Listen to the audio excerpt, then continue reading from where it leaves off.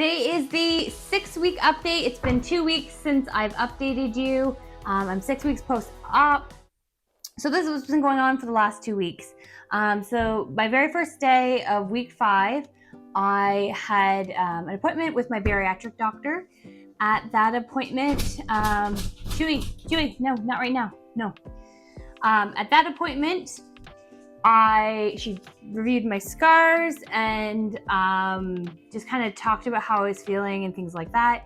And she said everything was good, everything looked great. And she actually approved me for resistance training. So I've got some resistance bands that I need to use. I'll be honest, I haven't used them. This would be the first week, like 5 and 6 have been the first weeks that I have to work as well as do this. So I plan for week 7 to actually start incorporating that. So make sure you're following me so you can watch that progression. So I've got approved for that, which apparently is really good news. Some people don't get approved for that early. So that's great. I kind of asked her questions about my iron because I've always kind of had low iron. That's why I take the Ferromax iron. And the way I take it, because it's a pill, I can't swallow pills right now. So what I have to do is I have to get like 2 tablespoons of applesauce, and then I cut open the iron and I put in the applesauce. It's not great, but it's definitely manageable. But that's how I'm taking my iron. But my iron was low before. It's probably still going to be low. So in 3 weeks, she has me going for blood work, for checking everything. But my main concern is my iron. Most likely, I'm going to end up getting an IV of iron.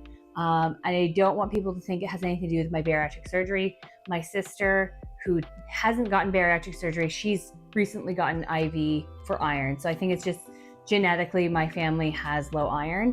I'm excited to see what my blood work is going to look like in those 3 weeks. I get the blood work. 2 weeks after that, I have my next appointment, so I'll find out what the results from that. That same day, I also got to see the dietitian. So we discussed things that I can eat on starting soft foods. So week 5, 6, 7, and 8, and 9, I believe, I'm on soft food, which has been great. So I've been basically having like grilled chicken that I chop up, put mayonnaise in it. So I have like a cold chicken salad, canned tuna the same way, or I have grilled chicken and gravy. Those little packets you get from the grocery store actually has no fat in it, and it's perfectly okay to have in the bariatric diet. The soft foods, you want it to be really soft. You really want to be able to slide down your throat. So you need things like that. So that I'm still eating my yogurt. I'm really still focusing on protein. In week 7, I'm hoping to add more fruits and vegetables because I have to be at 60 to 80 grams of protein right now. So I can only handle so much. So I'm just focusing on getting that protein in. Also talked to her because I wasn't feeling the best. So we discussed about my water, and I thought I was getting enough in, but I actually wasn't getting enough water in. So we talked about that and how to break up my day into 16-ounce increments. So when I first wake up, so from when I wake up until just before work, get 16 ounces of water in then from there till lunchtime, another 16 ounces. After lunch till like my afternoon snack, another 16, no, till like the end of the day, another 16 ounces. And then from dinner time to bedtime, another 16 ounces. And the funny part is, while I was at the appointment, my boyfriend and my daughter went out shopping.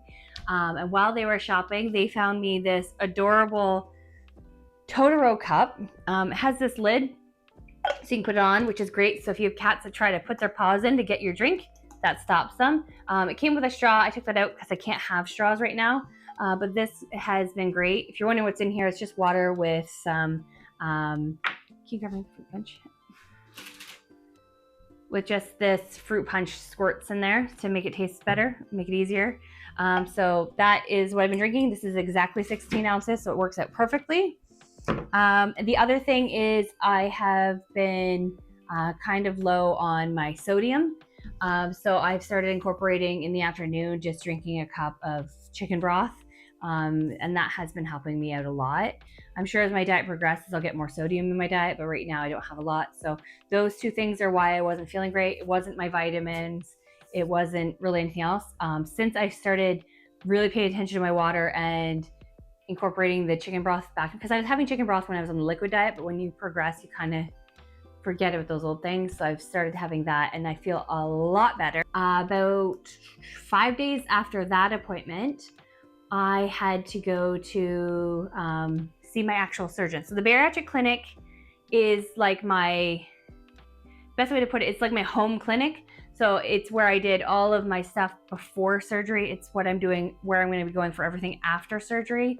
I had to go to a different place to get my surgery. Bariatric clinics around this area, there's tons of the clinics, but surgery is only done in like 3 different hospitals.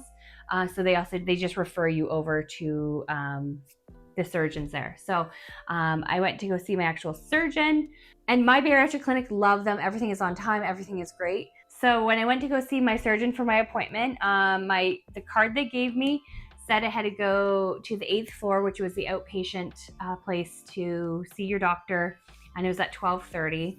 And I asked that day, I said, so I don't have to check in anywhere. I just go up there. Like, nope, you just go right up there. I went all the way up to the 8th floor, which when you're recovering from surgery, you have to go from the parking lot into the hospital, find the elevators. Half the elevators are broken, so it takes a while to get up there. And when I finally got the 8th floor, I was very tired, just because I've had surgery. You can't do that kind of stuff, and it's winter. That adds on top of it. Get there, and the secretary area, whatever you want to call it, had a big note on it saying, be back at 1. So I was like, okay, my appointment's at 12:30. No one's here. There's other people in the waiting room, but no one's here right now. Like, what do I do? So I tried calling the surgeon's office, and that went right to voicemail. I didn't know what to do, so I kind of walked around the area, and I found somebody that worked there. Like, no, that's where you're supposed to be. That's where you're supposed to be. And I said, okay. And luckily, one of the secretaries came back early from lunch, so it's like 12:45 at this point. I had been there in that waiting room since like 12:15 because I wanted to be a little bit early for my appointment. So at 12:45, she's kind of sitting at her desk, and I go up to the window. She seemed a little annoyed that I was there, but she was still friendly. And I just explained what's going on. And she's like, why would they send you here? And I said, I showed her the card because like it felt like she wasn't believing me. And she's like, he's not in here right now. I said, and I pointed to the sign that his name was on like the doctor list. And she's like, yeah, he was here this morning. He's not here now. You'll have to go downstairs to the bariatric clinic on floor 1. I said, okay, thank you. So get back in the elevators, go down. You have to cross like the whole hospital to get over in that area. So I get in there and I'm talking to the secretary, and she seems very confused about what was going on. So I show her my card again, and she's like, well, why would they send you to the 8th floor? I said, I don't know. When I was discharged from the hospital, they gave me this card and it had like all the instruction on it. So it wasn't like you could deny it. So then they go back and they talk to the surgeon. So they squeeze me in. A couple minutes later, I go back in, but my surgeon was busy at this point. It's now like 1:15 at this time. My surgeon was busy, so I saw his like a associate. He wasn't part of my surgery, but another doctor. He looked at my incisions. He said everything looked good. He asked me if I had any questions, which I really didn't. I really recently just saw the bariatric doctor, so I didn't have anything else. He asked me how I was feeling. I said fine.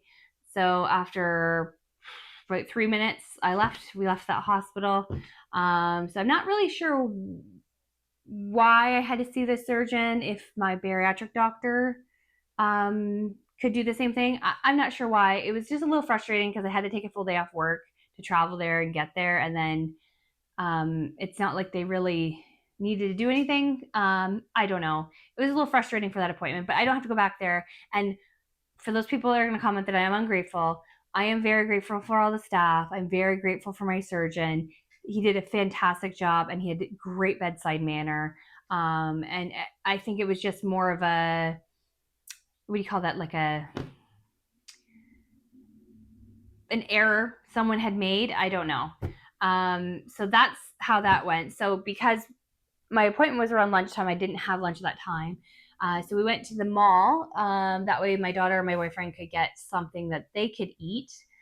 They wanted buffet, but I said there's no point because they'd have to pay for my buffet and I wouldn't be able to eat anything. So we went to the mall to eat, and I packed my lunch. I had some chicken salad, and I remembered I brought Gatorade too, but then I remembered you have to wait half an hour before and after you eat. So I couldn't actually drink my Gatorade for lunch. I had to wait half an hour walk around the mall. to be able to drink it, while they got delicious food at the cafeteria at the mall. So after that, I just felt weird, like I needed some kind of reward. So I decided to go to Lush and get myself some bath bombs, because one of the other things that the team says is that you have to kind of like switch your kind of reward system into something that is healthy and not like a bad addiction. So I decided that I would treat myself to have nice baths all the time with bath bombs. So I went to Lush and picked out a bunch of stuff there, and that was nice. So that's going to be my new kind of reward system there. And then we just kind of shopped around the mall for a bit. But it did feel weird because I'm so used to going to the mall and eating the food there and then getting really good chocolates or getting Cinnabon or something like that, and we just didn't do that. So I felt a bit weird there, but happy that I got something. I got bath bombs, so that was nice. So soft foods have been great. They it basically I'm eating the same thing I had pureed, but I'm not pureeing it. And it's everything's filling me up. The new thing I get is cheese string now. So in the afternoon I get a cheese string, which is great. Just being able to grab something and eat that and not have to prepare it. In week 7, I'm hoping to add a bit more stuff because the food's kind of getting boring. I'm basically eating chicken all the time, or scrambled eggs, or yogurt. So it's kind of really my rotating. It's doing well. Last 2 weeks, I've lost 7.7 pounds.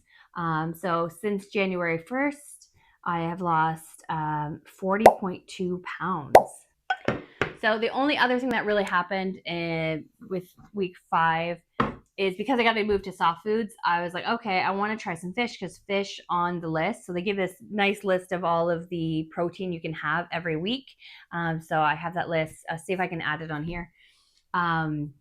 So I tried salmon this week, and I got dumping syndrome. So I didn't get it's not like the worst dumping syndrome that other people have had, but I did have to be like, okay, I'm not having a heart attack, it's just dumping syndrome, because you'll know when it hits that it's really close to when you ate something. And for me, it only lasted like half an hour, but I got instantly hot.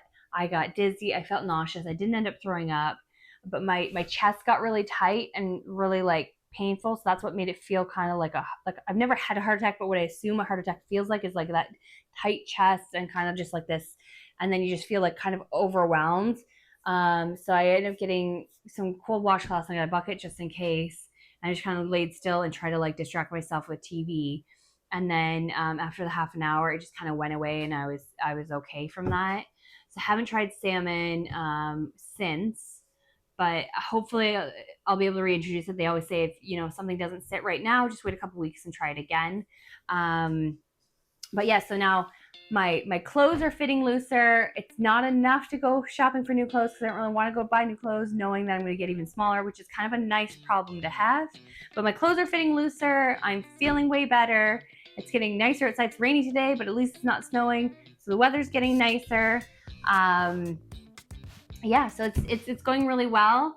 And if you've been with me for this long, hopefully you will follow and subscribe.